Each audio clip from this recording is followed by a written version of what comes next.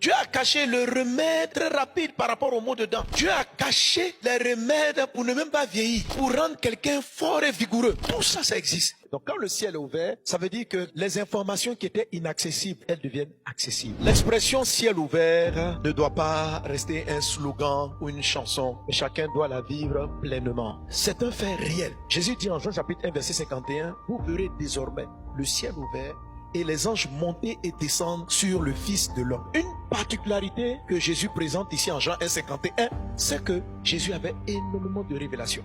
Vous pouvez dire lui-même, je ne fais rien de moi-même. Tout ce que je fais, c'est parce que j'ai vu mon Père le faire. Donc quand le ciel est ouvert, ça veut dire que les informations qui étaient inaccessibles, elles deviennent accessibles. Un chrétien qui vit sous un ciel ouvert accède à des informations que le naturel ne peut pas avoir. La pluie de Dieu se manifestera dans votre vie sous forme de connaissances nouvelles. Et dans les choses qu'on connaît, il y a des révélations. C'est une expression qui veut dire connaissance d'une chose qui était cachée. Proverbe chapitre 25 verset 2, Dieu dit ceci, la gloire de Dieu, c'est de cacher les choses. La gloire des rois, c'est de sonder les choses. Le côté gloire, manifestation de son royaume, lui est donné parce qu'il a retrouvé quelque chose que Dieu a caché. Et Dieu a caché des choses pour toi qui vont révéler la beauté et les grâces qu'il a mises dans ta vie. Que celui qui sonde et qui trouve, il a eu une révélation. Sonder, ça signifie ne pas rester en surface, ne pas regarder les choses superficiellement. Quelqu'un qui sonde, il regarde ce qui est apparent, mais il va au-delà de l'apparence. Si Dieu t'appelle au ministère pastoral, tu vas rentrer dans la gloire pastorale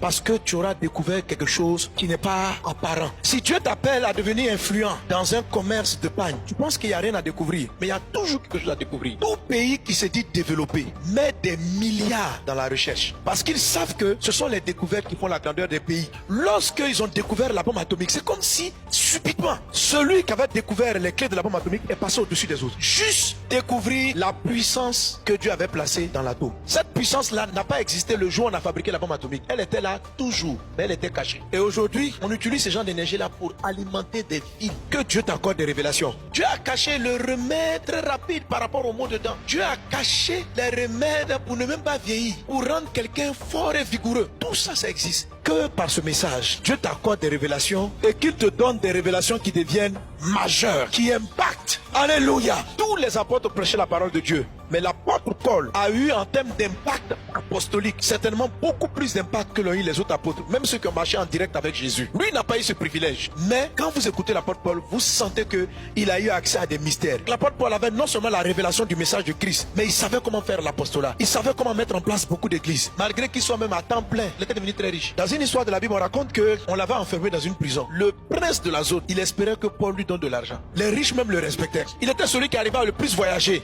à prendre en charge de nombreux groupes apostoliques, parce que Dieu lui avait accordé une révélation sur la gestion des finances, sur la révélation du message.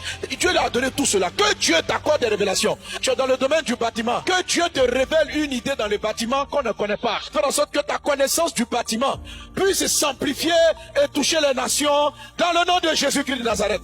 Alors je prophétise ces messages pour préparer la génération d'hommes et de femmes. Nous sommes arrivés à la saison de la grande moisson, où des hommes vont rentrer dans le monde de la politique, dans le monde des finances, dans le monde de l'économie, dans le monde de l'administration, dans tous les secteurs d'activité, et révéler à l'humanité la gloire de Dieu. La Bible dit que la création soupire, elle attend la révélation des fils de Dieu.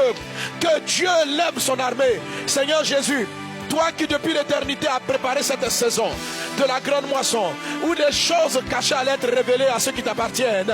Saint-Esprit, donne-nous de saisir ce message et de recevoir ce que tu nous envoies. Qu'il en soit ainsi, au nom de Jésus de Nazareth.